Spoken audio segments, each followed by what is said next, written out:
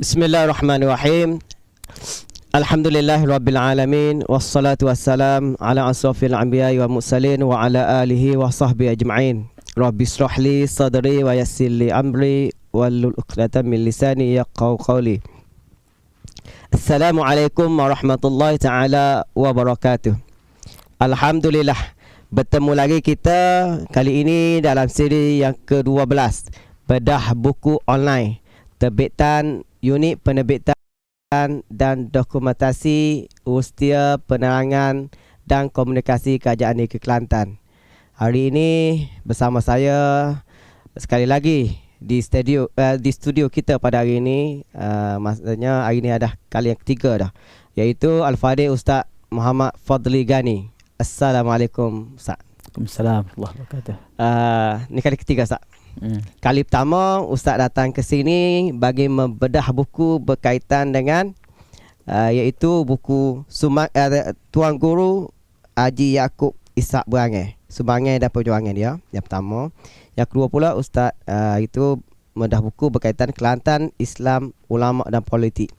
Jadi alhamdulillah Ustaz, pada hari ini sekali lagi pihak kami bertuah kerana dapat menjemput Ustaz bagi membedah buku yang berkaitan dengan Tok Ayah Kedah, Legasi Ulama dalam Politik Kelantan. Satu buku yang mana bila saya baca syarat dengan panggil rekod-rekod sejarah, detik-detik kemasukan Islam ke negeri Kelantan itu sendiri dan perkembangan Islam di negeri Kelantan sendiri, sehingga lahirlah legasi daripada Tok Ayah Kedah.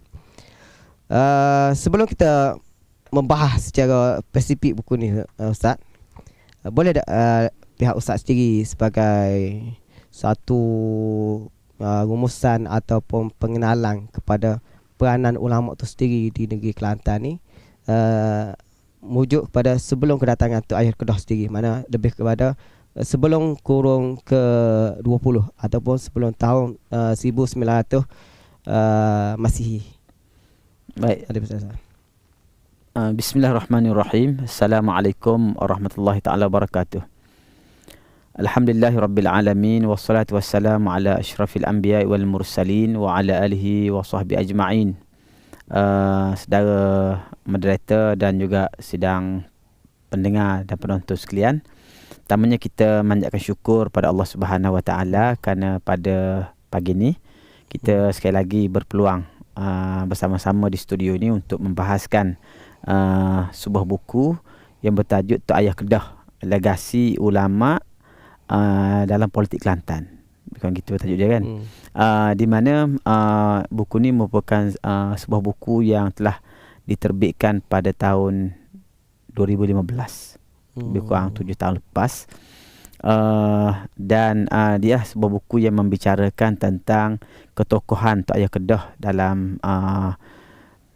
dalam dunia pendidikan dan juga politik di Kelantan.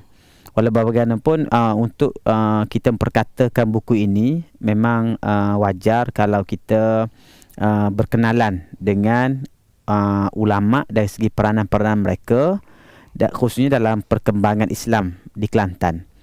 Kerana Kelantan adalah salah satu negeri yang terawal menerima Islam, dan diakui juga oleh sebahagian pesarjana bahawa Kelantan dia antara kerajaan Islam yang pertama di tanah Melayu.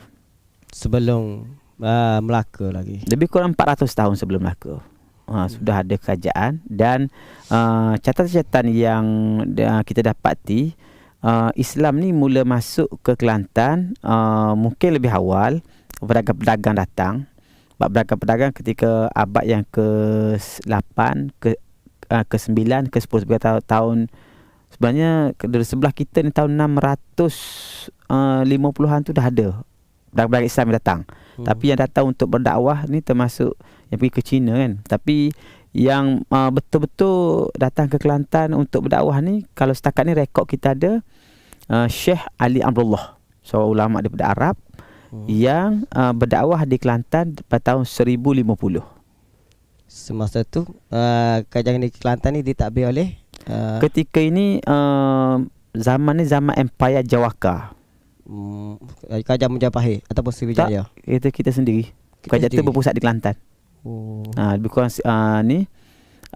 Kemudian selepas itu ada juga rekod yang menyebut bahawa Raja Kelantan ketika itu, Raja Sakranta, diislamkan oleh seorang ulama nama dia Syekh Ismail Az-Zafri tahun 1253.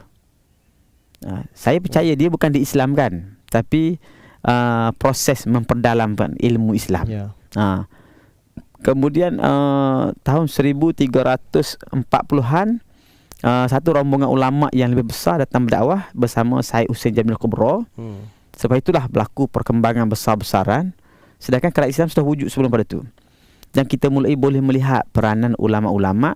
Cuma satu hakikat yang kita kena terima di sini, kerana abad yang ke-14 hingga abad yang ke-18, dari segi politiknya, Kelantan satu kerajaan besar, kemudian diserang oleh Melaka. Bila Kelantan jatuh, selepas kejatuhan Melaka tu yang bangkit itulah Patani, bukan Kelantan.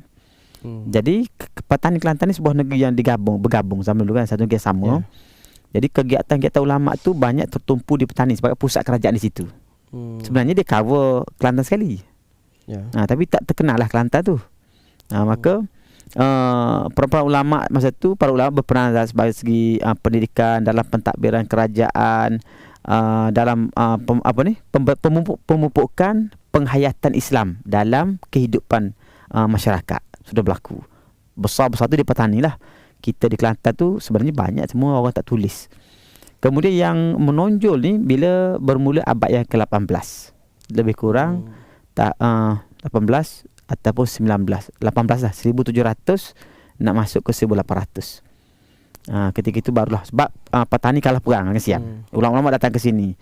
Maka Kelantan tu mengambil alih peranan Patani menjadi pusat pentadbir, pusat perkembangan Islam pada tu. Situ ulama terlibat yang pertama dalam dunia pendidikan lah, yang paling terkenal. Kerana Kota Baru telah muncul sebagai kota ilmu. Pondok-pondok tumbuh dengan banyak, Masjid Muhammadi mainkan peranan. Kemudian yang besar juga sebenarnya ialah peranan ulama dalam pentadbiran. Ulama dalam pentadbiran ni berlaku lama, daripada tahun 1800. Walaupun yang menonjol ni sebenarnya sejak daripada 1840-an. Menjadi mufti, jadi hakim, kemudian menjadi penasihat-penasihat istana, sehingga Islam tu boleh berkembang. Kemudian yang ketiga, kalau tengok peranan ulama dari segi pengembangan ilmu melalui penulisan. Sebenarnya kitab-kitab lama tu ditulis oleh ulama Patani. Ulama Kelantan ni mula menulis sekitar tahun 1850-an. Antara yang awal ialah Syekh Musa. Syekh Musa ni seorang ulama. Dia ni bukan ulama Kelantan, orang luar, pendatang bagi berdakwah di kawasan Meranti sekarang ni. Sebenarnya dia ni kira moyang atas lagi, buyut kepada Datuk Panglima Perang. Syekh Musa ni. Syekh Musa ni dia ada tulis kitab, kitab fiqh. Itu antara manuskrip yang tertua yang dihasilkan di Kelantan. Karya dia tu. Bermakna Kelantan sudah dikenali sebagai Serami Mekah dah sebelum Pahmetah lagi dah. Lama dah. Ni rebrand. Lepas tu antara karya awal juga ya Darul Hasan. Darul Hasan ni kitab terjemahan yang diterjemahkan oleh Tuan Padang atas arahan Sultan Kelantan ketika itu, Sultan Muhammad yang kedua, sekitar tahun 1865. Itu yang awal. Kitab lama-lama tu semua Petani. Dan kalau kita tengok pada nasab Kesultanan Kelantan itu sendiri, ada berkait apa dengan syekh-syekh daripada perdagangan Arab kan? Pendakwah. Syekh Husain Jamil Kubra tu lah anak cucu keturunan dia yang membentuk beberapa kerajaan, termasuk kerajaan Jembal, kerajaan Long Yunus sekarang ni, dan beberapa daripada sultan di Patani. Itu ada sekarang apa kita kira sebagai keturunan dia lah. Okey, alhamdulillah. Jadi kita berkait dengan Tok Ayah Kedah. Tok Ayah Kedah merupakan nama sebenar dia Abdullah bin Muhammad Tahir bin Tera. Tok Tera, Tok Guru Tera ni merupakan ulama di Patani yang terlibat dalam pembebasan Patani itu sendiri daripada penjajahan Siam. mana kehidupan ayah dan datuk almarhum Tok Air Kedah ni adalah perjuangan untuk bebaskan negeri petani itu daripada Siam.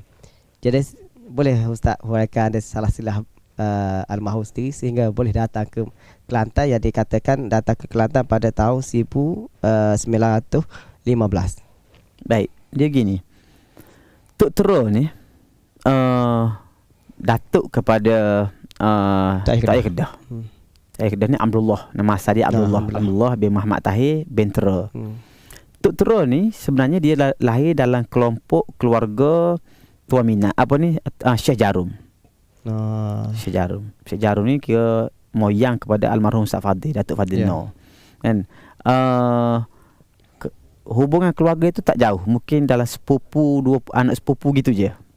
Mana nasab dia Syekh Arak juga, Syekh Pesara Arak. Kerana Syekh Jarum ni sebenarnya Syekh Jarum ni adalah anak cucu juga kepada Syed Husain Jamil Kubra. Dari segi keturunan dia, Syekh Jarum. Kan? Cuma ketika sekitar tahun 1830-an, ketika berlaku peperangan serangan Siam ketika itu, ulama-ulama sebahagiannya mengambil langkah bukan lari tapi berundur untuk develop strategi baru, membina kekuatan. Jadi yang berundur pada ketika ini termasuk Syekh Daud, Syekh Abdul Qadir Bukit Bayas, Tok Syekh Qadi. Tapi mereka ni berundur satu tempat lebih jauh. Pergi mana? Ke Terengganu. Sebab tu Terengganu tu ada ulama-ulama besar tu, ulama petani. Kemudian sebahagian berundur ke Pulau Pinang dan Kedah. Termasuk Tuan Minal. Tuan Minal ni datuk kepada Tuan Haji Sulong. Ulama besar, banyak kitab-kitab dia Tuan Minal. Ke Kedah pun ramai, tapi yang muda-muda sebagainya pergi ke Mekah kerana mendalami ilmu. Bila patah balik, itulah mula mereka tak balik ke petani, tapi membuka pondok di Pulau Pinang, di Kedah. Tak ya, Kedah termasuk Tok Syekh Jarum. Dia tu keluarga Syekh Jarum, kan? Tok Tero tu berpangkat mungkin saya ingat sepupu ataupun anak sepupu gitu ya, masih dekat. Kemudian mereka ni pada peringkat ini terlibat dengan peperangan mempertahankan petani sebenarnya. Tapi memang perang tu diketahui umum dia berakhir dengan kekalahan petani. Bila petani tu confirm dah kalah, itulah menyebabkan mereka berundur ke Kedah, Pulau Pinang, sebagainya ke Kelantan, ke Terengganu, dan yang berlanjutnya ke Mekah. Jadi daripada pengunduran itulah Tok Tero telah berhijrah ke Seberang Perai. Daripada Seberang Perai itu generasi dia yang ketiga itulah, kedua anak cucu. Seberang Perai pun bawah wilayah Kedah lagi. Tak, Inggeris dah. Dia beza ni, Inggeris ni sebab ada setengah tu tempat yang Inggeris duduk tu Siam tak serang. Mana lebih selamat. Jadi dia berpindah ke Seberang Perai. Kedah tu masih ada ancaman. Pasal Kedah juga kalah kan masa tu. Kedah ni baru merdeka 1840. Kan Kedah ni antara negeri yang tawan oleh Siam. Dan Kedah tu dia pecah-pecah kan. Sekarang Kedah tengah kecil kerana sebahagian tu Siam tak lepas. Macam Setul tu Kedah dulu, Perlis dia jadikan negeri lain. Kebang Pasu dulu pernah diasingkan dari Kedah, kemudian company semula. Jadi masa ni Kedah pun tak stable.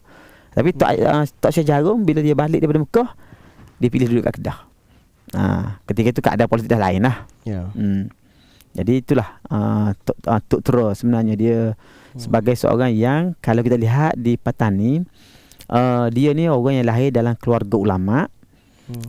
Tapi dia tu tidak terkenal, bukan kerana telah menjadi pelarian politik, tidak terkenal sebagai seorang tokoh agama. Tapi dia itu adalah orang yang lahir dalam keluarga ulama, dan kampung dia tu sebenarnya di sekitar kawasan kampus perpondokan yang terkenal tu Bendan Daya. Bendan Daya, Senar Janjar, kampung Kubaitik. Dia Kubaitik. Kubaitik. Jadi itu. Dan saya rasa dia ni lebih kurang sama dengan keluarga Datuk Laksamana. Datuk Laksamana berundur lebih awal, keluarga dia berundur lebih awal, tapi dia kawasan tu juga.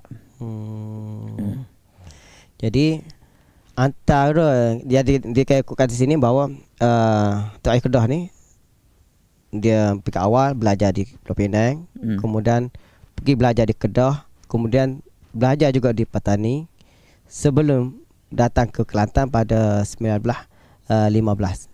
Dan antara tarikan yang membuatkan almarhum mari ke Kelantan adalah bila mana Tok Kenali balik daripada Mekah dan mewujudkan pondok di Tok Kenali sendiri. Jadi boleh tak Ustaz ceritakan antara benda-benda lain ataupun pendekatan ataupun yang dilakukan oleh Tok Ayah Kedah ni? Begini, Tok Ayah Kedah ni pada masa dia kecil, dia belajar di beberapa pondok Tok Guru lah di Pulau Pinang, dan antara Tok Guru besar tu Tuan Minah lah. Tapi kecenderungan dia lah belajar dengan Tok Syah Jarum. Pasal tu keluarga dia.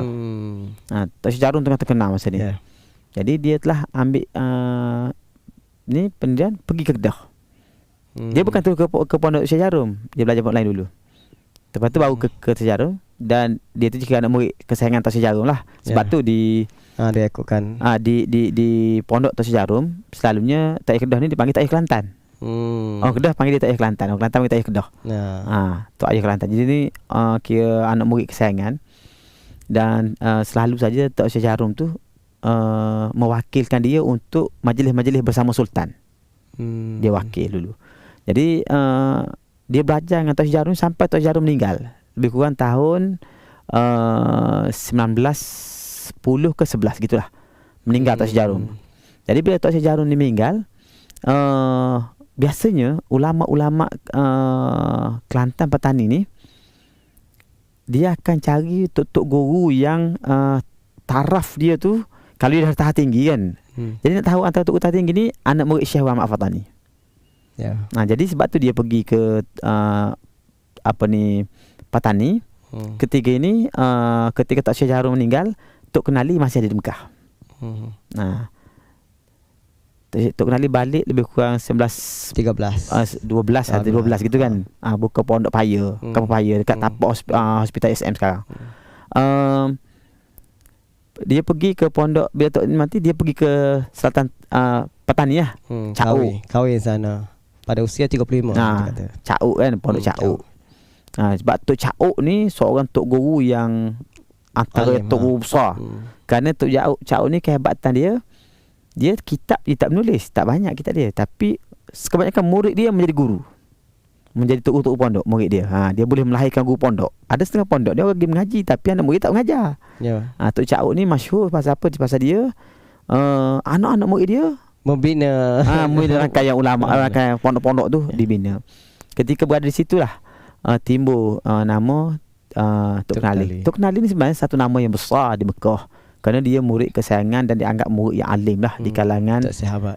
Jadi ulama-ulama lain tu yang sudah buka pondok ni, bila Tok Kenali ada, dia dah orang kata patah taring lah.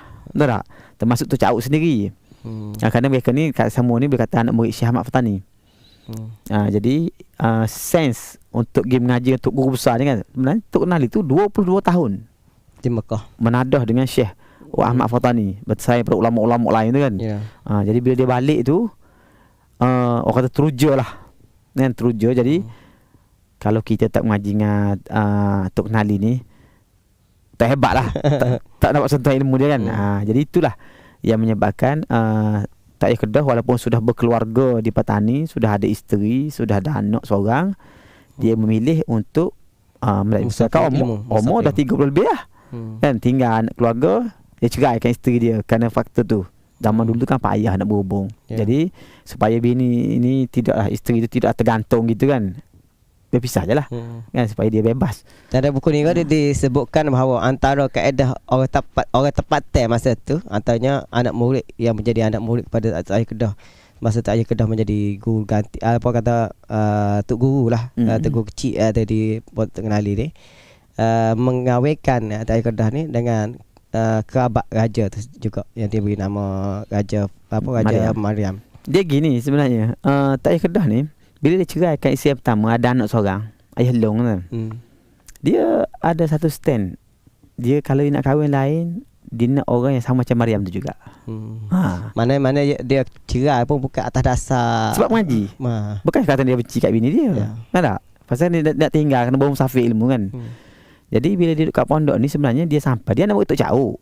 Ya. Jadi bila dia datang, dia ada Syekh Jarum dah sekali tok guru dia. Masyhur Syekh Jarum ni. Lepas tu dengan Tok Cak pula. Kan? Tuan Mina pun tok guru dia juga. Bila dia sampai ke Kenali, Tok Kenali tu tahu ni anak murid dia. Jadi tak payah mengaji lah. Macam gitu kan. Jadi tok guru. Tu je tok guru. Sebab itulah di pondok tu dia terus dipanggil Tok Ayah Kedah. Jadi anak-anak pondok ni panggil dia Tok Ayah. Dia dah tua dah. Umur dekat 40 kan. Jadi orang panggil dia Tok Ayah. Dia tu Tok Ayah Kedah pasal lorak Kedah dia tebal. Kuat sangat kan. Jadi panggil Tok Ayah Kedah. Jadi dia mengajar tu tak mengaji taklah mana sangat. Mengajarlah banyak kan. Cuma dia ni diberi kepercayaan oleh Tok Kenali asalnya. Bila dulu kan Tok Kenali orang jemput kuliah, macam kuliah maghrib lah kita kata tak. Jemput kuliah-kuliah. Jadi antara tempat yang Tok Kenali mengajar ni di Pancur. Pancur sekarang lah. Pancur Kemumin tu kan. Jadi bila Tok Kenali tak boleh hadir, Tok Kenali wakilkan dia pergi ngajar. Jadi marilah satu fikiran di kalangan anak-anak murid Tok Kenali yang orang Pancur ni. Kalau kita ambil Tok Ayah Kedah ni, jadi tu guru sini. Letak tu situ. Tapi ada strategi dia. Yang pertama kena buka surau. Ya. Jadi mereka buat surau pondok lah. Biar jadi tetap mana tempat ngaji. Yang kedua, so dia menikah sini lah. Baru tu kan. Tapi dia nak menikah tu, rupanya Tok Ayah Kedah ni beri syarat. Saya boleh kahwin, tapi syarat dia mesti perempuan tu nama Maryam. Sama dengan nama isteri sama. Jadi dalam kampung Pancur ni seramai-ramai gadis-gadis yang ada ni kan. Haji Maryam tu seorang nama Maryam. Kebetulan dia tu anak saudara kepada Tok Cu Daud. Tok Cu Daud lah orang yang bawa mari Tok Kenali tu. Anak saudara dia. Mana Tok Cu Daud tu sendiri pun kerabat Raja Jembar jugalah kata ni. Dan anak saudara. Dia mungkin beristeri dia. Jadi keluarga dia lah. Keluarga dia. Jadi dikahwin lah dengan Tok Ayah Kedah. Menyebabkan Tok Ayah Kedah tu duduk situ. Dan di situlah bermulanya pondok Tok Ayah Kedah surau tu bertukar menjadi pondok dan pusat pengajian. Hasil daripada situ mana yang dikatakan Tok Ayah Kedah dapat berapa? 7 orang anak. 7 orang anak. Alhamdulillah. Antara anaknya tu diberi nama Abdullah bin Muhammad Asyak. Lagu mana pula? Daripada nama Abdullah bin Muhammad Tahir jadi kepada Muhammad Asyak bin Muhammad Tahir. Dia cerita-cerita majlis perkahwinan tu juga. Dalam majlis perkahwinan tu sebenarnya sebenarnya orang tak tahu tak ikhlas nama dia apa. Dulu pakai Pok Lah. Tak juga. Sejak dia mari di Pondok Kenali tu, anak-anak pondok ni panggil dia Tok Ayah Kedah. Tok Ayah. Tok Ayah Kedah. Pasal dia cakap soal Kedah kan. Pakai sanak kepada tempat dia. Dia gelaran dia Tok Ayah di pondok. Tok Ayah. Cuma kalau tanya Tok Ayah mana? Tok Ayah Kedah. Nak bezakan yang lain lah. Jadi nama Tok Ayah tu lah yang dikenal. Nama sebenarnya dia tak tahu. Sehingga bila dia nak berkahwin, nak menikah dengan Raja Maryam ni, bila nak akad nikah, jadi tanyalah nama pengantin lelaki nama apa. Betul tak? Jadi dia jawab nama dia Muhammad Arsyad. Maka sejak itu nama dia jadi Muhammad Arsyad. Jadi anak pun semua berbengkan Muhammad Arsyad. Jadi nama dia Muhammad Arsyad lah. Zaman dulu tak ada IC kan. Jadi dia kata nama dia Muhammad Arsyad. Jadi lepas tu dia tahulah nama dia sebenar Abdullah. Jadi nickname lah Muhammad Arsyad tu. Jadi dan dikatakan kita nak merujuk pada Abdullah ni, Pak Nilah dia lah yang menyambung legasi almarhum sendiri dalam ketokohan dan ada politik terutamanya. Mana Pak Nilah ni lahir pada 1934 dan dikatakan Tok Ayah Kedah meninggal pada tahun 1942 sebelum kedatangan Jepun.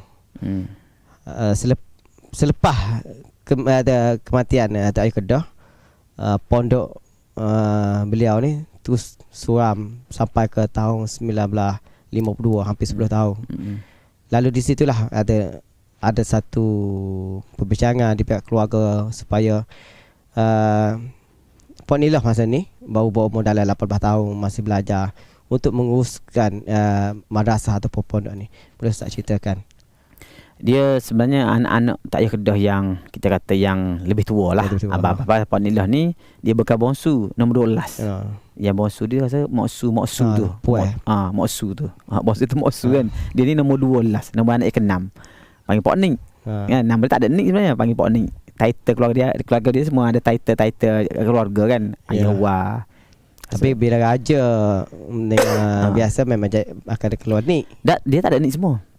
Ayah Wah, macam ayah Ustaz Fatahan tu kan. Ayah Mu. Kan? Dia panggil gitu nama keluarga dia. Jadi Pok Nik tu sebenarnya gelaran, nama dia kecil panggil Pok Nik dah. Title untuk dia. Dia gelaran keluarga. Tapi Pok Nik lah ni walaupun abang-abang dia tu sempat mengaji dengan Kedah, dia tak sempat. Pasal masa umur 6 tahun 7 tahun tu ayah dia meninggal. Kan mungkin bolehlah sentuhan didikan masa kecil tu kan. Tapi Pok Nik lah ni bila dia besar, abang-abang dia yang jaga ni hantar dia belajar di tempat-tempat yang agak baik lah. Kalau kita kira pertamanya dia bersekolah di Mahak Jamek Merbau ni. Mahak sekarang lah. Masa tu Jamek Merbau ni ke level tinggi. Mana dah sistem pendidikannya dah berbentuk nizam lah. Nizam. Pergi ke sana belajar. Kemudian masa belajar di situ Pok Nik ni dia tidur bermalam, dia di kira asrama dia kan. Dia menumpang di asrama Bunduk Payung. Okay. Pondok Bunduk Payung tu pondok Tok Wajah Tohir. Jadi situ ambil kesempatan untuk belajar dengan Tok Wajah Tohir, belajar dengan siapa ni Haji Husin, Tok Haji Husin Rahimi, Tok Guru masa tu di pondok tu. Jadi peluang tu dia pertama dia belajar ilmu ni di Mahak kita Jamek Merbau kan. Kemudian di pondok ni dia tamat belajar tu, dia belajar lagi dengan Tok Guru Haji Mak Pauh. Haji Mak Pauh ni kampung Pauh tu lah. Dekat dengan Panji tu kan. Pauh tu Tok Haji Mak Pauh tu terkenal masa tu, dia belajar. Jadi Tok Guru Pok Nik ni dia berbeza dengan abang-abang dia kerana pertama dia mendapat pendidikan secara pondok dan juga secara nizami, secara sekolah madrasah ni. Itulah yang menyebabkan keluarga nampak potensi, kerana mungkin dia kadang-kadang kita ni orang tua kan, sebenarnya yang kontrol keluarga ni Tok Cu Daud tadi. Yalah. Kan tak? Tok Cu Daud tu dia boleh kenal anak-anak cucu-cucu dia ni yang mana ada talent untuk memimpin semua kan. Dan mereka menyerahkan kepercayaan tu pada Pok Nik untuk menghidupkan semula pondok tu, tapi dengan cara buat sekolah. Jadi ada satu wakaf itu. Wakaf tu jadi kelas yang pertama. Permulaan sekolah tarbiyah mardiyah tu untuk melanjutkan legasi Ayah Kedah tu dimulakan di sebuah wakaf. Kelas pertama, budak 10 orang mari mengaji. Lepas tu dah baru berkembang buat bangunan sederek, lepas tu bangunan 2 tingkat, lepas tu jadi bangunan batu sekarang semua tu kan. Jadi sebenarnya Ayah Kedah Pok Nik lah yang mentadbir sekolah tu 4-50 tahun. Cuma nasib dia agak baik, lepas bukan 5 tahun 6 tahun jadi dia takbir sekolah tu jadi wakil rakyat. Jadi dari buku ni pun disebutkan bahawa pada pilihan raya umum yang pertama 1959 Pok Nik bertanding di Dom Kota Baru Pantai. Mungkin kalau Kota Baru Pantai sekarang ni Dom Pacu ke Dom Sering? Sering. Mana ada tanding di situ. Mana Pok Nik menang. Masa tu dikatakan usia Pok Nik 25 tahun. Dan mungkin ada orang kata pengalaman dia sebagai mudil lah, bahasa mudah, pentadbir sekolah pada usia 18 tahun. Mana ia seperti mematangkan beliau sendiri sehingga mampu menjadi seorang wakil rakyat pada usia 25. Sangat muda pada zaman dahulu lagi. Umur 25 jadi wakil rakyat, dan dia sendiri pun automatik lah orang kata memudahkan lagi perkembangan sekolah tu sendiri. Mana dia wakil rakyat pada masa sama, pas pada tahun tu dapat memerintah negeri Kelantan kali pertama. Jadi Pok Nik sendiri pun dikatakan masa tu antara orang terpenting juga di pihak Badan Perhubungan. Bukan maknanya sanak daripada lain tu. Dia Pok Nik ni bila Tok Guru Haji Tohir masuk PAS. Dia dekat pondok tu kan. Tahun 55, antara strategi yang dibuat oleh PAS pusat dalam mengembangkan pengaruh PAS di Kelantan ni, diadakan muktamar PAS kali yang ke-4 di Kota Baru tahun 55. PAS ni masuk ke Kelantan tahun 52 lebih kurang. 53. 52 Pasir Putih. Pasir Putih 52 tu. Kemudian cawangan yang pertama tu muncul tahun 53 Pasir Mas. Tapi pengaruh tak begitu kuat. Jadi untuk bina pengaruh ni, muktamar Kelantan tu rumah, dan buat muktamar ni di Pondok Bunduk Payung. Menyebabkan Tok Guru pun semua Tok Ayah Tok Wajilah Tahir ni dah lepas rupanya kan. Itu yang menyebabkan ulama ramai lepas. Dan Pak Nilah ni sebagai salah seorang anak murid ikut Tok Guru, itu standard je mana-mana kan. Jadi follow Tok Guru lepas. Dan dia dah terlibat dengan PAS walaupun usia dia ketika itu mungkin dalam sekitar awal 20-an. Mungkin 20, 21 gitu kan. Dan dia terlibat dalam jentera pilihan raya. Kemudian bila berlaku pilihan 55, oleh kerana pertama Pak Nilah tu sendiri dia berdiri atas tubuh dia sebagai anak Kebatai Kedah. Itu kekuatan dia. Anak Kebatai Kedah. Mana untuk ayah dia, almarhum ayah dia pun dah satu nama yang kata Pak Nilah anak Kebatai Kedah. Yang kedua, dia tu sebagai pentadbir sekolah. Sekolah dia tu anak murid dia banyak kan.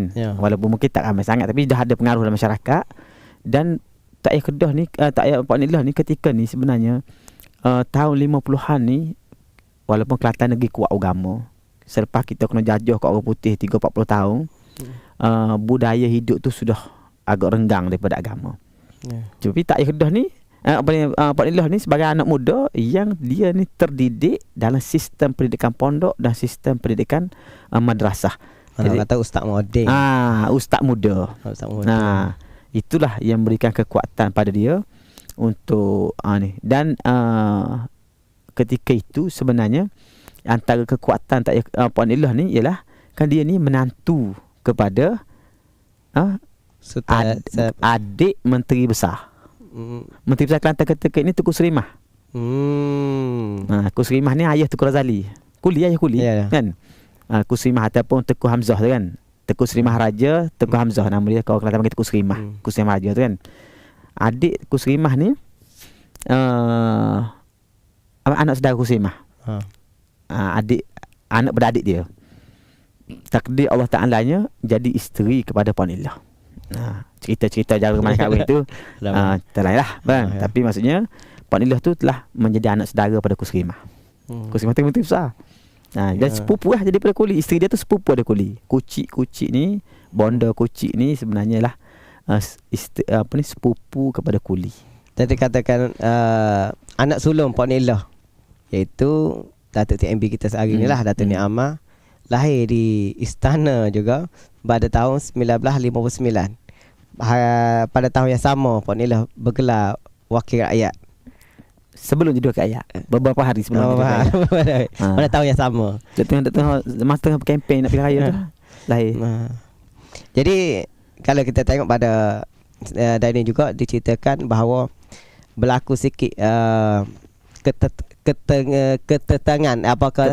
ketegangan antara parti PAS dengan parti UMNO, sehingga ramai ulama-ulama Kelantan pada tahun 1964 di GAM ataupun di ISC, termasuklah Pak Nik Ahmad, Pak Nilah sendiri.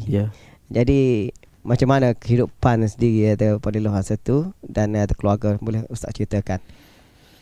Dia isu sebenar yang timbul ialah yang pertama kerana kerjasama di antara UMNO dengan MCA yang dilihat oleh ulama-ulama sebagai satu bentuk kerjasama yang merugikan Islam. Itu satu asal dia.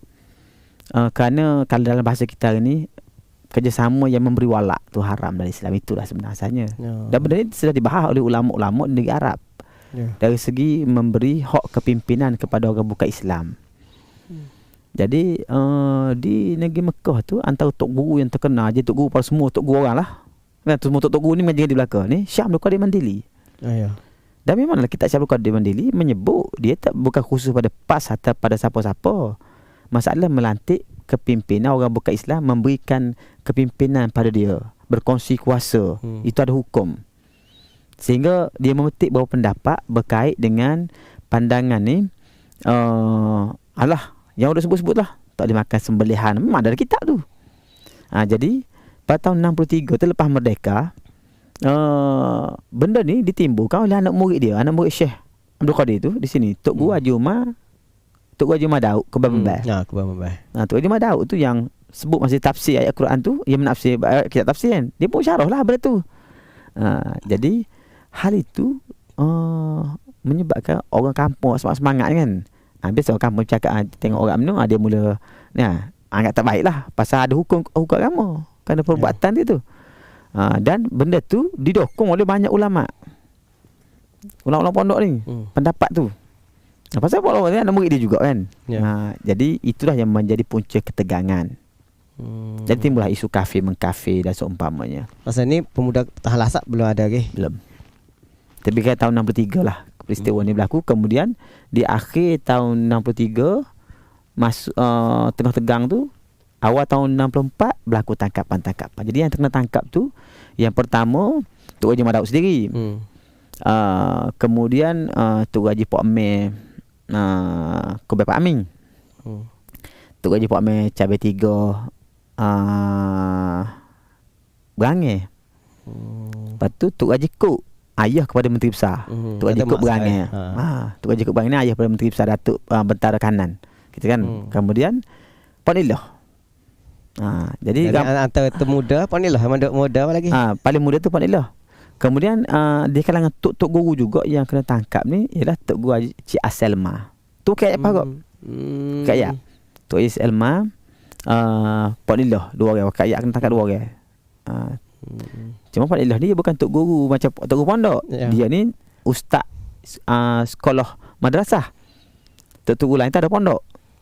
Jadi maknanya di usia yang mungkin masa tu belum sampai 30 tahun lagi. Dah sudah seorang yang dalam 29 28 gitulah. Ketangkap. Mana Puan Ilah sudah ke depan dalam isu-isu belaka ni. Jadi dia tangkap kena SA. Itulah menyebabkan memang ustaz ni amal tu, dia ada satu pengalaman dalam hidup dia ketika dia umur 2 tahun 3 tahun tu tak ada ayah. Dia tak ada ayah, itulah sebenarnya yang buka peluang pada dia membesar dalam istana. Diasuh oleh Mama Saudara.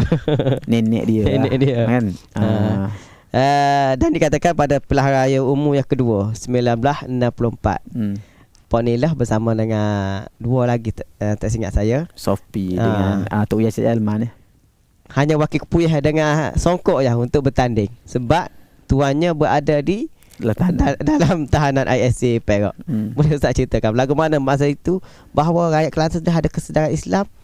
Siapa pun calon janji wadah perjuangan tu perlu disokong. Sebenarnya Tok Guru Haji Asal Lemah, Puan Ilah, Sophie Derih. Bacok. Bukan. Kota Baru belah Peringat, belah Kota Baru ini ni. Kota Baru dulu.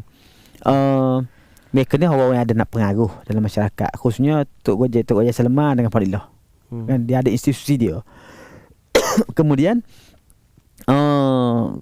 bila dia kena SA, sedangkan dia tu mendokong perjuangan Islam. Jadi sebenarnya ISA itu tidak menjejaskan sokong rakyat pada PAS. Mungkin ada efek lah, tapi tidaklah kata sampai kalah. Boleh menang, tetap boleh menang. Bila pilihan raya berlangsung, sebenarnya ISA itu dia bukan jenayah. Pasal dia dibuktikan di mahkamah. Kalau kes kita ni kes biasa dibukti mahkamah kan, macam tak pakai mask COVID kan. Kalau salah di mahkamah dia jadi macam jenayah, betul tak? Kalau jadi kes jenayah tak ditanding pilihan raya. Dia tu ISA. Jadi dia mesti bertanding. Jadi cara dia ialah isi barang masa tadi lah. Cuma untuk tujuan kempen ni gambar-gambar Puan Ilah tu kita tak bermuka dia. Jadi letak gambar songkok je. Ni songkok Puan Ilah. Ni serban Tok Guru ni. Jadi gambar songkok je tadi. Tak ada muka kan. Di situlah sebenarnya dalam pilihan raya itu agak menarik kerana calon-calon 3 calon tadi ni bertanding pilihan raya hanya letak gambar songkok saja dan boleh menang. Boleh menang. Jadi maknanya pengaruh PAS masih kuat, pengaruh perpadi mereka tak terjejas pada masyarakat. Dan kalau kita tengok masa tu pun dari segi kezaliman kerajaan BM masa tu, BM belum berwujud lagi, perikatan masa tu, tanpa mengira kaum kerabat. Mana Puan Ilah ni dah jadi sebahagian daripada kerabat Tengku Razali dah, tapi masih lagi dinafikan ataupun tak ada kabel. Kabel taklah. Dia sebenarnya bukan pertembungan antara Puan Ilah dengan Kuli. Tapi pertembungan tu adalah antara PAS dengan UMNO. Kan? PAS sebenarnya pada awal-awal lagi tahun 60 ketika ISA nak dikuat-kuasa digobal dalam proses penggobalan di parlimen, sebenarnya PAS antara yang menyokong pasal tujuannya ialah untuk membendung pengaruh komunis. Jadi PAS sokong. Prof. Bucak 4 jam di sini ya. Bincang semua Prof. Bucak dan beritahu. Cuma Prof. melahirkan kebimbangan kalau ISA ni disalahgunakan untuk menahan musuh-musuh politik yang tak ada kena dengan komunis. Dan ternyata apa yang Prof. sebutkan itu pada tahun 60 di realiti bila orang yang pertama kena ISA ni ialah Ahmad Bustamam. Pembangkang ahli parlimen setapak dari Parti Rakyat. Kemudian barulah PAS pula kena. Adakah benda antara disebut juga pada tahun 1963 kerajaan di Kelantan menyaman kerajaan pusat? Saya rasa tak ada kena dengan saman tu. Itulah isu-isu lain, isu penubuhan Malaysia. Isu penubuhan Malaysia, kerajaan Kelantan tak setuju. Sebab peguamnya daripada ahli parlimen Kelantan Hilir. Wan Mustafa. Jadi yang isu tu ialah isu berkait dengan fatwa atau kita fatwa bukan fatwa, sebenarnya apa tu pandangan Tok Gua Haji Umar Daud, dia sebagai seorang ahli PAS kan, ulama PAS, dia beri pandangan tu, pandangan peribadi dia, bukan pandangan PAS. Kemudian dia diokong oleh ulama-ulama lain yang juga atas stand peribadi. Tapi oleh kerana Tok Guru ni berpengaruh, bila Tok Guru tu kata ya, jadi rakyat kata ya juga kan. Itu yang dianggap sebagai satu ancaman kepada kerajaan perikatan pada masa tu. Kerana perikatan yang buat kerja tu. Jadi itulah yang menyebabkan Tok Guru ni termasuk Puan Nilah ditahan bawah ISA. Walaupun ditahan ISA, Puan Nilah dapat mengekalkan kursi di Kota Baru Pantai, dan selepas itu diberi nama Sering sampai ke pilihan raya 1982. 74-82 tu Sering. Sering 82. Jadi wakil rakyat sampai tahun 82, 86 lah, daripada 82 sampai 86 lah. Tak. Sampai 82. 82 dia tak bertanding. Jadi berjiwa besarnya Puan Nilah ni, maknanya apabila berlaku PAS bersama dengan kerajaan pusat dalam perikatan tertubuhnya BN, jadi Puan Nilah dapat melupakan kezaliman yang terdahulu berada dalam kerajaan. Kemudian berlaku juga konflik bahawa melibatkan Puan Nilah juga bantu dalam mengharmonikan politik Kelantan, terutama pada 1978. Boleh Ustaz cerita tak? Dia hubungan keluarga antara Puan Nilah dengan Tengku Razali ni dah sepupu lah kita kata, kerana isteri Puan Nilah tu sepupu, betul-betul sepupu lah dengan Tengku Razali. Sepupu sabik. Dia jadi sepupu sabik lah, tapi isteri dia tu sepupu kan. Jadi sepupu ni termasuk sepupu dia juga ialah mak kepada Tengku Anis. Sepupu lah kan. Jadi kebetulan ketika ni Puan Nilah ni ketika kena SA ni, dia Setiausaha Perhubungan PAS Kelantan. YDP PAS Kota Baru merangkap Setiausaha Perhubungan PAS Kelantan. Tengku Razali ketika dia baru balik daripada England, daripada UK, dia Setiausaha Perhubungan UMNO Kelantan. Dua mana satu level kan. Rakan sejawat. Rakan sejawat dia. Tapi daripada situ bila berlaku tangkapan ISIS, sebab anda sebut tadi, saya sebutkan isunya ialah isu ancaman yang dihadapi oleh UMNO pada isu tahun 1978. Ya, maksud dia 70 tu. Jadi bila kan ancaman tu kena ISA. Bila keluar ISA, Puan Nilah ni dia adem biasa saja. Bila perikatan campuran perikatan PAS dia bentuk tahun 1 Januari 73. Antara perubahan yang berlaku, kesan dari perubahan tu ialah Puan Nilah ni dilantik sebagai speaker Dun Kelantan. Speaker lepas tu. Lepas tu jadi speaker Dun Kelantan daripada Adun. Lepas tu bila kerajaan ni dibentuk 74, dia jadi speaker. Puan Nilah ni speaker Dun Kelantan. 74 bukan 74 sebelum tu. 71 72 74 dia speaker. Jadi speaker Dun. Kemudian lepas tu bila Datuk Asri berundur untuk menjadi Menteri Pusat, jawatan Menteri Besar tu diganti semula oleh Datuk Israt Lofi. Kali kedua Datuk Israt Lofi jadi Menteri Besar. Kali pertama Datuk Israt Lofi 1959 sampai ke 1964 kan. Lepas ni kali kedua jadi Menteri Besar 73 74. Lepas tu Datuk Mat Nasir jadi Menteri Besar. Ketika zaman Datuk Mat Nasir ni berlaku krisis. Krisis adalah macam-macam krisis dia.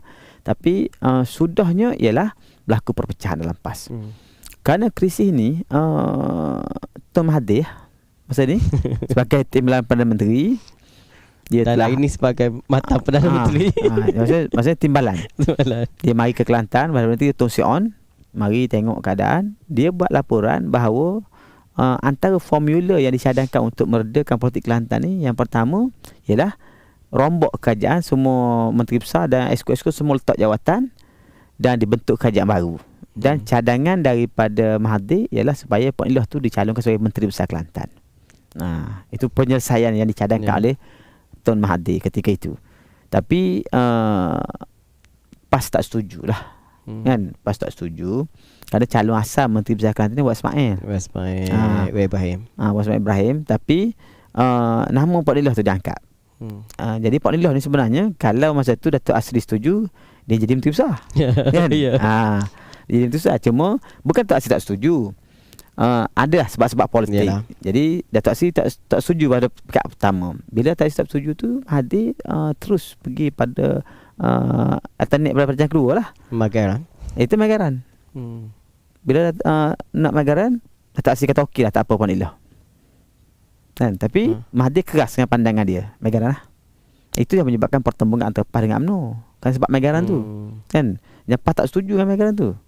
Sehingga PAS dikeluarkan daripada BN. Dan jatuhlah kerajaan. Jatuh kerajaan tu. Jadi sebenarnya ketika itu kalau nama Puan Iloh tu disetujui oleh PAS. Kan? Sebenarnya tak setuju ada sebab dia. Kan? Orang politik ada reason dia lah. Kan? Datuk Asri tak boleh setuju. Antara sebabnya kerana disepukuli. Kan? Takut jadi boneka. Takut jadi boneka UMNO. Walaupun Puan Iloh tu terbukti sampai akhir hayat dia tu seorang yang memang sangat setia dengan PAS. Kan? Walaupun dia mengalami ujian berapa kali kena ASA dan macam-macam, dia tak pernah lari dari PAS. Tapi orang kata dari sudut bacaan-bacaan politik sebagai sikap berhati-hati. Kan? Kalau boleh elak. Tapi ketika itu kalau cadangan supaya Puan Iloh jadi Menteri Besar tu diterima, dia akan merungkai semua konflik yang ada di Kelantan pada masa itu. Ya Allah. Tapi kan takdirnya tidak demikian kan. Sejarah sudah tercatat. Tapi kita boleh lihat bahawa kepimpinan ataupun penerimaan rakyat pada Puan Iloh ni boleh terselah pada pilihan raya umum pada 1979. 78 Parlimen 78 PKDUN, mana PAS Kelantan mengalami kemerosot yang paling teruk dalam sejarah, mana tinggal 2 kursi, satu di Manik Urah, satu di Sering, yang dikatakan Batu Nesek. Dan salah satunya adalah Puan Iloh lah, mana Puan Iloh mencatat rekod tak pernah kalah. Dia dalam sejarah pilihan raya di Kelantan ni, 2 kawasan yang PAS tak pernah kalah. Yang pertama kata kawasan tu kita kata Parlimen Kalang Cepa. Daripada nama Kelantan Hilir sampai hari ni, itu UMNO tak pernah menang berapa sekali. Tu. Yang kedua, Puan Iloh ni sebagai seorang tokoh, dia tidak pernah kalah dalam pilihan raya. Tok Nazib pernah kalah. Ya, dibacok. Tok Nazib pernah kalah. Tapi dia tak pernah kalah. Jadi antara yang dia tak pernah kalah itu adalah ketika semua orang kalah, dia masih menang di Dun Sering. Kenapa? Kerana dia ada kekuatan peribadi dia. Mungkin kerana Dun Sering itu kubu PAS kan? Tapi kubu PAS ketika itu PAS berpecah. PAS telah berpecah. Antara strategi yang digunakan oleh UMNO untuk mengalahkan PAS 78 ni ialah meletakkan calon berjasa di Dun yang PAS kuat, menyebabkan undi PAS berpecah dua. Tapi di Sering ni walaupun dah pecah, Puan Iloh ni masih menguasai majoriti, menyebabkan dia boleh menang walaupun sangat tipis, very simple majority kan. Dan suasana tu kalau menang 5-10 undi pun kira jadilah. Betul tak? Kerana memang sangat kritikal. Itulah Puan Iloh, dia boleh pertahankan kursi Dun Sering tu. Jadi menyebabkan dia tidak pernah kalah daripada tahun 59 sampai tahun 82. Belum tak ada tapi belah hari tu. Dan peristiwa yang tu berlaku sebelah hari bulan Mac. 11 hari bulan Mac tahun 78, hari pilihan raya tu. Mana baru kita sambut 11 Mac kan. 3 minggu lepas. Cuma itulah, cuma yang penting pada peristiwa tu bukan kemenangan pertahankan, tetapi pelajaran-pelajaran yang kita kena ambil, ialah kerana perpecahan dalaman yang berlaku pada PAS. Dan kita tengok bahawa garis masa 1978 sampai ke 1982, PAS Kelantan mengumpul kekuatan, dan Puan Nilah adalah antara arkiteknya untuk memulihkan sokongan balik rakyat kepada PAS itu sendiri, dan ada satu transisi kepimpinan daripada teknokrat kepada ulama, kepimpinan ulama, dan ada tahun 1982 sendiri pun perbawakan PAS pada kepimpinan ulama. Boleh Ustaz ceritakan antara kepimpinan beliau sendiri dalam Badan Perhubungan PAS? Puan Nilah ni sebenarnya dia tak pernah menjadi Pusatjaya PAS Kelantan. Dia tak pernah dia pernah jadi Setiausaha Perhubungan YDP Kota Baru. Lepas pecah tahun 74, sepadan baru dia jadi YDP Kuala Lumpur lah. Sampai dia meninggal tu YDP Kuala Lumpur. Dalam Perhubungan Kelantan, ahli perhubungan biasa saja. Tapi oleh kerana dia tu orang lama dan dia rapat dengan Tok Guni Aziz. Jadi bila lepas krisis 78, memang untuk bangunkan semula Kelantan tidak mudah. Yang pertama, bila berlaku krisis yang menyebabkan pecah, Datuk Mat Nasir buat parti baru berjasa. Kemudian dalam PAS sendiri sudah ada gerakan-gerakan yang bertembung dengan Datuk Asri, yang menjadikan keadaan berpecah tu makin parah sebenarnya. Tahun 78 sampai tahun 82 adalah kan. Jadi berlaku pergolakan dalaman lagi, pusingan yang kedua. Dalam pergolakan itulah Tok Guni Aziz dinamakan sebagai Pusatjaya PAS Kelantan. Berlaku dalam bulan Mac ni juga saja. 1 ke 2 bulan Mac 82 tahun 81. Tok Guni Aziz jadi ni, dan memang akhbar PAS ketika itu menyebut ini ulama memimpin PAS Kelantan. Kerana Tok Guni Aziz ketua Dewan Ulama Pusat kata gitu. Jadi bila Tok Guni Aziz naik 81, bila berlaku pilihan raya tahun 82, pada menang banyak kursi semula sebenarnya. Parlimen dah dikatakan 10. Dah benar banyak. Cuma tinggal lagi masalah dia, ketika proses pilihan raya tu berlaku konflik antara PAS Kelantan dengan PAS Pusat. Mana Datuk Asri sebagai presiden dengan Pusatjaya PAS Kelantan tu. Kerana faktor-faktor berkaitan dengan pilihan raya lah, berkaitan dengan pilihan raya. Mungkin berkaitan dengan calon ataupun pengurusan pilihan raya seumpamanya berlaku. Akhirnya bila Pusatjaya PAS Kelantan ni tak puas hati dengan Presiden PAS kan, jadi Ketua Agung PAS ketika itu, itulah yang menyebabkan Datuk Asri tak boleh bertahan lagi. Dah tak jatah akhirnya dia dengan desakan pemuda, dia letak jawatan. Lepas letak jawatan itu, Tok Guni Aziz sebagai pemimpin utama di Kelantan buat masuk Puan Nilah. Ketika itu Puan Nilah sudah diangkat sebagai Timbalan Pusatjaya dari TPJ kan. Jadi dia tu orang kuat Tok Guni Aziz lah. Kan dia ni asalnya majikan Tok Guni Aziz. Yalah, pada 1970 atau 67 Puan Nilah yang jemput ataupun bawa Tok Guni Aziz. Dia majikan. Pasal Tok Guni Aziz tu cikgu ustaz di sekolah dia, di mahat dia. Jadi dia tu model kan. Tok Guni Aziz tu staff dia lah. Yalah, kalau usia pun Tugu lahir pada 1931, Puan Nilah lahir pada 1934. Beza 3 tahun. Amal rakan sepermainan. Dia kawan dia sebenarnya kan. Jadi dia menjadi teman pendukung untuk Tok Guni Aziz. Sehinggalah PAS Kelantan boleh melakukan perubahan-perubahan, melakukan perubahan tu dari segi program tarbiyah, pembinaan semua masa kalah tu kan. Struktur jentera pilihan raya, strategi pilihan raya. Akhirnya dalam masa 12 tahun PAS boleh ambil semula Kelantan. Bila boleh ambil semula Kelantan tu, ketika tu memang Puan Nilah lah tim dalam Pusatjaya 2. Dan mungkin peranan Puan Nilah tu sendiri sebab bila kuli sepupu beliau dia dalam hal ni ketika berlaku krisis Kelantan sedang bangkit, berlaku krisis dalam UMNO kan. Puan Nilah masuk semula daripada tanding pilihan 86, dia masuk semula bertanding Parlimen pula Kuala Lumpur. Satu-satunya wakil suara menang dia seorang. Tok Guni Aziz daripada Kuala Lumpur pindah pergi Bacok kalah. Walaupun tipis tapi kalah lah. Tapi Teguh Nur Aziz dah jadi ketua perbakan di Kelantan. Jadi ada menari semua api tu cempaka sekarang. Jadi bila keadaan seperti itu, krisis politik, memang PAS pusat menamakan Pok Niloh ni salah seorang daripada perunding untuk berunding dengan kuli.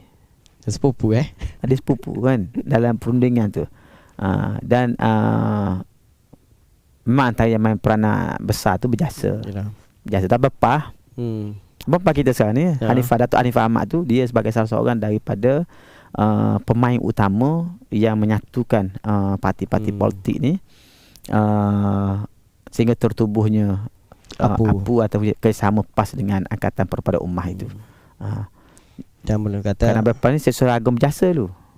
Kan? Jadi proses tu. Tapi Pok Niloh untuk deal dengan PAS, antara PAS dengan 46 tu, yang Pok Niloh tu salah satu yang penting. Dan kebetulan Pok Niloh ni kan dia keluarga rapat dengan Ustaz Fadil. Ngatuk dia dengan Ustaz Fadil tu kan. Tak Kedah tadi.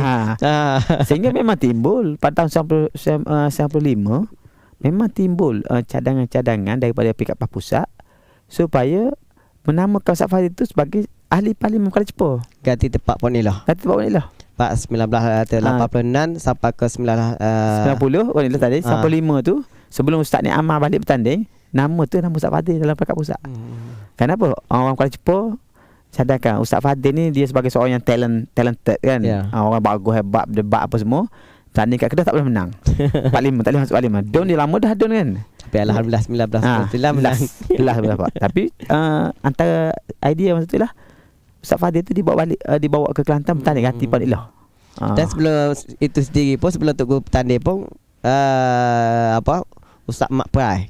Ustaz Mak Perai. Sama Ustaz Mak Perai pun dah berasal daripada Pulau Pinang dah. Berasal Kedah. Tapi itu tak jadi masalah Kedah kan. Tapi maksudnya dari segi hubungan keluarga. Jadi tempat Pok Niloh, antara orang yang boleh ganti dia itulah Ustaz Fadil tu. Jadi alhamdulillah, sebagai penutup, sekarang ni kita boleh melihat mungkin kita dari segi lain untuk kita berbicara berkaitan dengan generasi kedua Air Kedah, iaitu Datuk Ni Amar. Kedua ke ketiga panggil ketiga mana Datuk Ni Amar. Kita akan bicara dari segi lain. Cuma di sini kita boleh buat satu rumusan bahawa generasi pertama, kedua berjaya mengharmonikan, membina satu Tamadun Kelantan. Jadi penutup diberi kat Ustaz sendiri. Dia dari segi legasi perjuangan sebenarnya antara Air Kedah, Pok Niloh dan cucu-cucu Air Kedah yang ada sekarang kan, dia sebenarnya ialah persoalan dari segi dasar perjuangan. Dan dasar perjuangan Air Kedah sebagai anak murid Tok Kenali, sebagai anak murid Tok Syah Jarung, sebagai anak murid kepada Tuan Mina, anak murid kepada Tok Cauk. Dia lah seorang ulama yang begitu prihatin terhadap kedudukan agama ni dalam kehidupan bermasyarakat. Dan kemudian hal itu diwarisi oleh anak-anak dia, khususnya Pok Niloh. Dan Pok Niloh tu berjuang ketika berlaku transisi hampir 40 tahun. Transisi sistem politik daripada sistem feudal kepada sistem demokrasi. Daripada sistem penjajahan kepada sistem yang merdeka ini. Jadi Pok Niloh muncul di situ, mengambil tempat, dan Pok Niloh mewarisi dari segi kalau kita kata ideologi kan, tapi kita bukan ideologi, dia dari segi dasar perjuangan tu, Islam tu, fikrah. Lalu melalui atas sebab itulah Pok Niloh tu bersama dengan PAS menggunakan seluruh pengaruh dia tu, kekuatan yang dia ada untuk mendukung perjuangan PAS. Kemudian selepas daripada beberapa puluh tahun, bila Pok Niloh tu nak berundur tahun ni, generasi ketiga. Sebenarnya generasi ketiga tu ramai, bukan seorang. Antaranya Ustaz Rahim. Ustaz Rahim ni anak Ustaz Rahman. Ustaz Rahim ni ayah kepada siapa nama? Abang kepada Ustaz Asri. Asri saudara ulama Kelantan sekarang ni. Kan Ustaz Asri Daud. Bukan Asri Daud. Ustaz Asri. Abayi. Abayi kata baru. Abayi PSU 3 kan. Perhubungan tu. Dia dengan abang dia, Ustaz Rahim ni dihantar oleh PAS untuk belajar di Baghdad sekarang Ustaz Hasan. Abang pada Abayi. Anak Ustaz Rahim ni kan ada seorang kerja dengan dulu dengan jadi pegawai Menteri Besar tu kan. lupa nama dia siapa. Ya. Tak ingat. Lepas tu antara yang menonjol juga tu Ustaz Fathan. Ya. Kan Ustaz Fathan nak jadi bos baru ni kan. Jadi itu je cucu pada Tok Kedah Tok pada Kedah. generasi yang ketiga. Yang paling terkenal tu Ustaz Nik Amar. Kan sebagai timbalan menteri besar yang juga naib presiden PAS yang dilihat oleh banyak pihak sekarang ni mungkin akan menyambung legasi Tok Nik Aziz lah.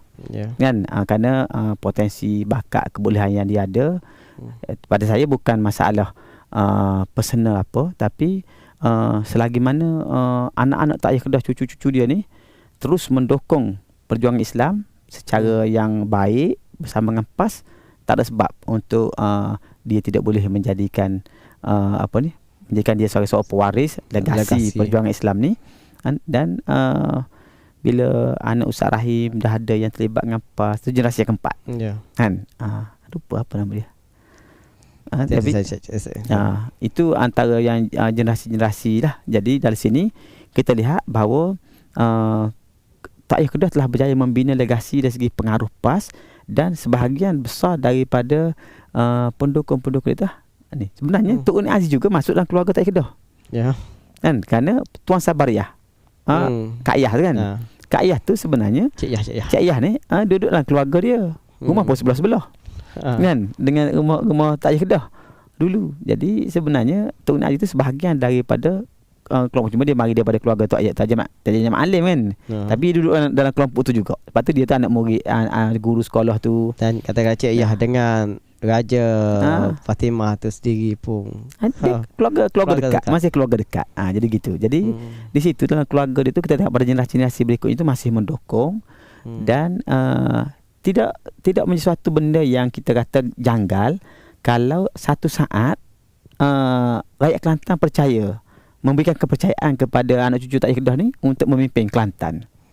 Why not kan? Dan kalau dia terus mendukung ikut pada Islam, nasab sendiri pun dia adalah daripada kesultanan juga. Anak ulama dan umarak tu dalam satu darah. Ada pada dia. Jadi alhamdulillah kepada sahabat-sahabat penonton yang mana berminat, memang kena minat, saya sendiri baca tu memang sangat teruja buku Tok Payah Kedah Legasi Ulama dalam Politik Kelantan. Boleh je bagi mesej di page FB Ustaz Fadli Ghani. Beliau sendiri yang tulis, yang karang. Jadi mungkin ada stok lagi untuk berhubung. Sebab buku ni tak ada dalam di Jawa, tak ada tak ada habis dah. Jadi kena personal dengan penulis sendiri. Jadi sesuai sangat untuk kita baca. Memang banyak dari segi salah silah kepimpinan PAS Kelantan terutamanya memang banyak berkait dan berhubung kait dengan Tak Payah Kedah sendiri. Mudah-mudahan Allah memberi keampunan dan menempatkan almarhum Tok Payah Kedah ni di kalangan para atau pejuang agama, para solehin, syuhada, insya-Allah. Wabillahi taufiq wa hidayah. Wassalamualaikum warahmatullahi taala wabarakatuh. Waalaikumsalam warahmatullahi